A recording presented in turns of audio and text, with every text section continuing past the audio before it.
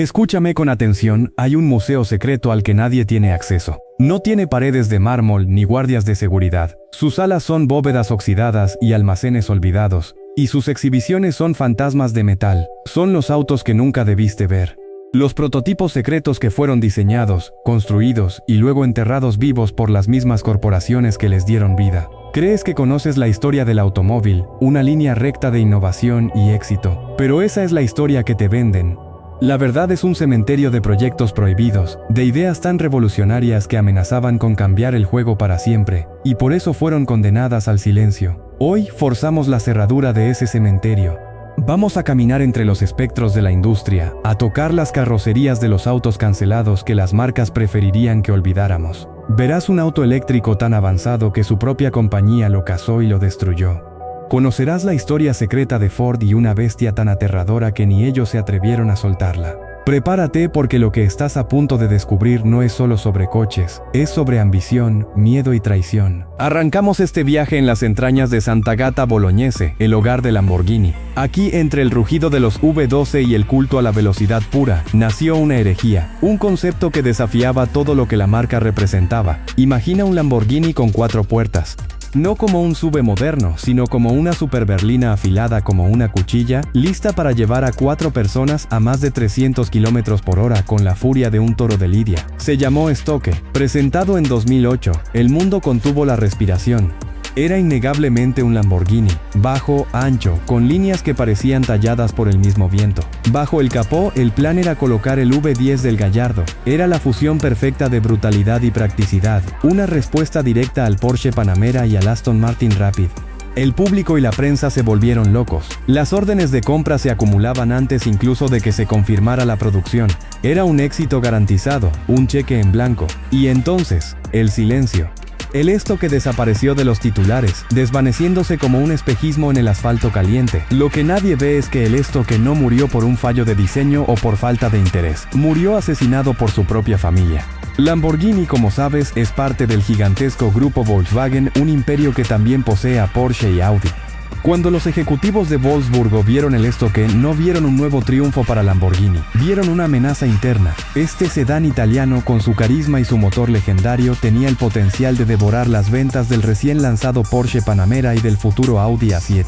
Era demasiado bueno, demasiado deseable. Se desató una guerra civil corporativa a puerta cerrada, una lucha de poder entre las joyas de la corona del grupo, y Lamborghini, siendo la marca más pequeña y nicho, perdió la batalla. El Stoke fue sacrificado en el altar de la sinergia corporativa, una víctima de la canibalización. Se convirtió en uno de los más dolorosos autos cancelados de la era moderna, no porque fuera un mal coche, sino porque era un coche demasiado perfecto en la familia equivocada. La lección fue brutal. A veces el mayor enemigo de un sueño no es un rival, sino un hermano celoso. Si creías que una decisión de negocios era un final cruel, espera a ver un auto que no murió por la lógica, sino por la falta de coraje. Ahora viajamos a Detroit, la ciudad del motor, a principios de los 2000. General Motors, el gigante americano, quería dar un golpe sobre la mesa. Quería recordarle al mundo quién había inventado el lujo y la opulencia. No querían construir un coche, querían construir un monumento rodante, un palacio sobre ruedas que hiciera que un Rolls Royce pareciera modesto. Y lo llamaron con una arrogancia magnífica, el Cadillac 16. El nombre no era una metáfora. Bajo su interminable capó, que se abría en 2 alas como las de un jet privado, descansaba un motor de 13.6 litros y 16 cilindros en quinta. 1000 caballos de fuerza, sin turbo, sin hibridación. Pura y atronadora potencia americana. Era una catedral de la ingeniería, un homenaje a los Cadillac IB16 de los años 30, la era dorada en que ser el mejor del mundo era el único estándar aceptable. El interior era una fantasía de seda, nogal y cuero cosido a mano, con un reloj Bulgari en el tablero. Era más largo que 2 Smart Fortwo aparcados en fila. No era un coche, era una declaración de poder, un grito que decía, todavía somos los reyes. El mundo del automóvil quedó en estado de shock. El Cadillac 16 era la reencarnación del sueño americano, un exceso glorioso y sin disculpas. Cuando se movía lo hacía en un silencio casi absoluto, desconectando cilindros para ahorrar combustible a baja velocidad. Un truco de magia tecnológica impensable para un motor de ese tamaño. Todos esperaban la luz verde para su producción, incluso en una serie limitada. Se hablaba de un precio de $1 millón y los coleccionistas ya preparaban sus chequeras. Pero el coraje que impulsó su creación se evaporó en las salas de juntas de GM. Los ejecutivos, todavía marcados por décadas de malas decisiones y crisis, miraron a esta obra maestra y no vieron una resurrección, vieron un riesgo. ¿Quién compraría un coche tan extravagante? ¿Qué mensaje enviaría en un mundo cada vez más consciente del consumo?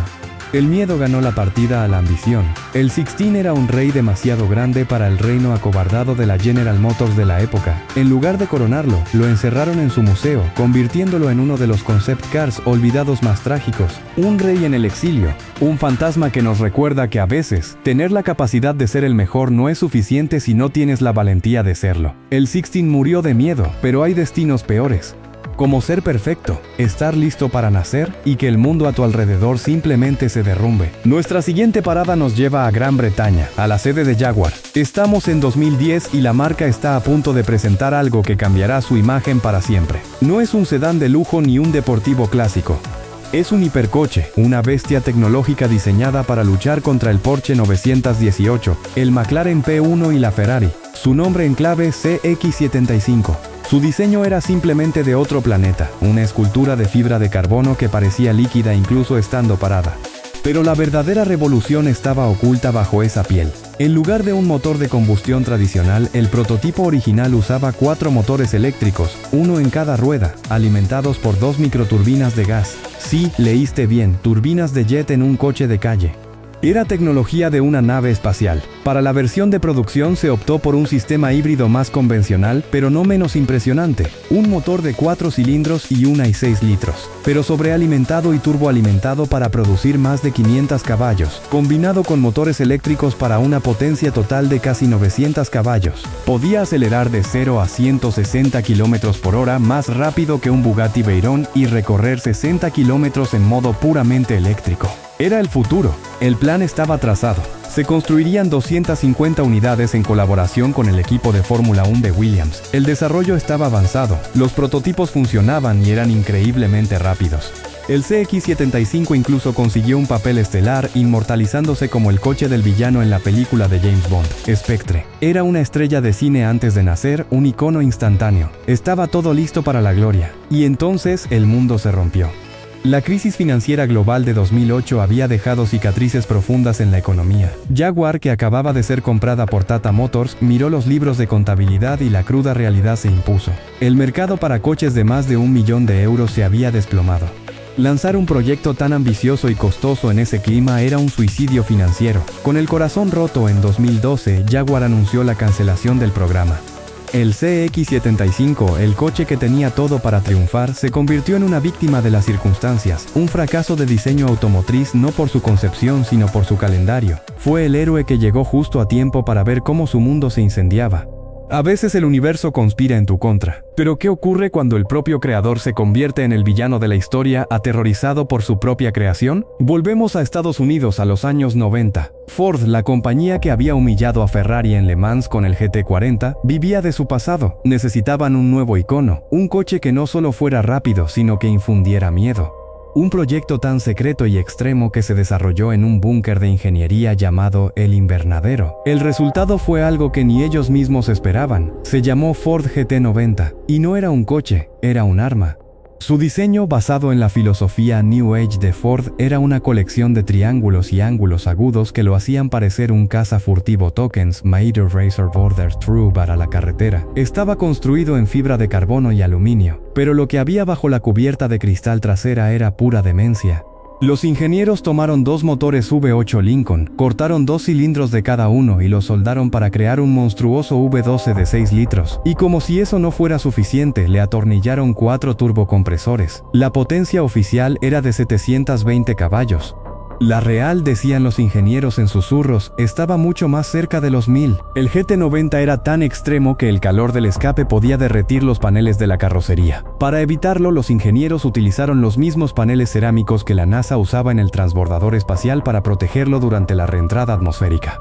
Este coche no estaba diseñado, estaba contenido. Era una bestia nuclear sobre ruedas. Cuando fue presentado en el Salón de Detroit de 1995, la gente no sabía si aplaudir o salir corriendo. Era con diferencia el coche más potente y avanzado del mundo. Se prometió una producción limitada. El mundo esperaba al nuevo rey, pero el rey era un tirano. Los prototipos eran casi inconducibles, una explosión de potencia salvaje y sin control. El calor seguía siendo un problema catastrófico, y el coste de producción era astronómico.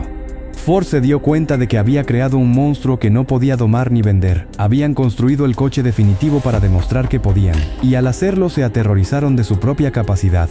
El GT90, la más grande historia secreta de Ford, fue exhibido como un trofeo de caza para asustar a la competencia y luego fue discretamente encerrado en una jaula para siempre. Se convirtió en uno de los proyectos prohibidos de autos más legendarios, un titán al que su propio padre temía. Ford encerró a su bestia por miedo a lo que podía hacer, pero nuestra historia final es mucho más oscura.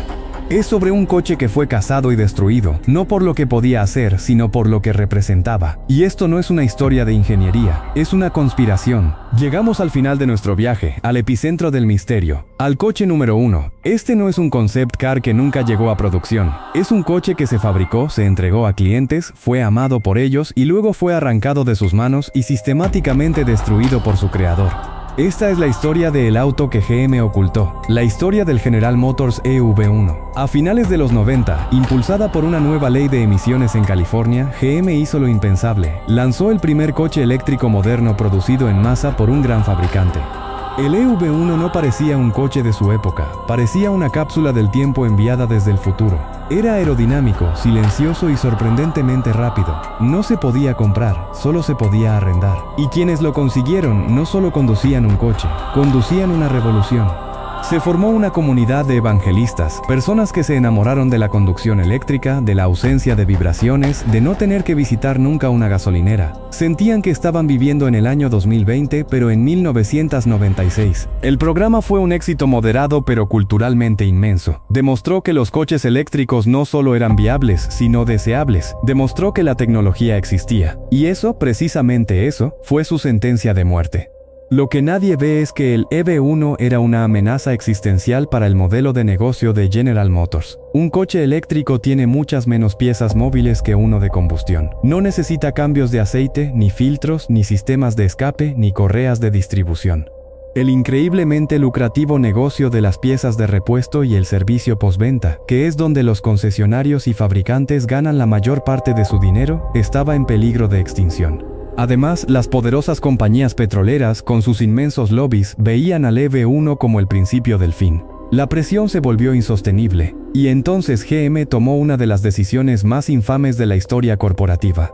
Cuando los contratos de arrendamiento del EV1 comenzaron a expirar, la compañía se negó a renovarlos. Se negó a permitir que los propietarios compraran sus coches, incluso cuando ofrecieron pagar mucho más de su valor. GM activó una cláusula y reclamó cada uno de los EV1. Lo que siguió fue desgarrador. Los propietarios que amaban sus coches organizaron vigilias y protestas. Algunos escondieron sus EV1 para evitar que se los llevaran, pero los agentes de GM los buscaron uno por uno y los cargaron en camiones.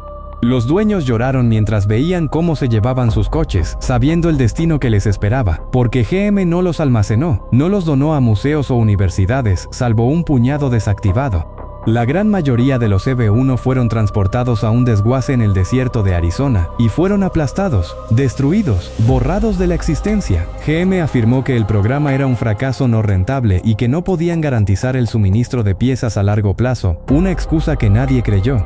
La verdad era mucho más siniestra. El EV1 era el futuro, y General Motors junto con la industria petrolera asesinaron ese futuro en su cuna porque les daba miedo. No fue solo uno de los más notorios autos cancelados, fue la ejecución pública de una idea demasiado buena, demasiado pronto. El EV1 no es un fantasma, es un mártir, y así nuestro recorrido por este cementerio de sueños llega a su fin. Hemos caminado entre los espectros del estoque, sacrificado por la política familiar, el Cadillac 16, un rey destronado por el miedo, el Jaguar CX-75, un héroe que nació en un mundo en llamas, el Ford GT90, una bestia demasiado salvaje para su jaula, y el EV1, el futuro que fue asesinado para proteger el pasado. Estos no son solo prototipos secretos o fracasos de diseño automotriz, son monumentos a lo que pudo haber sido.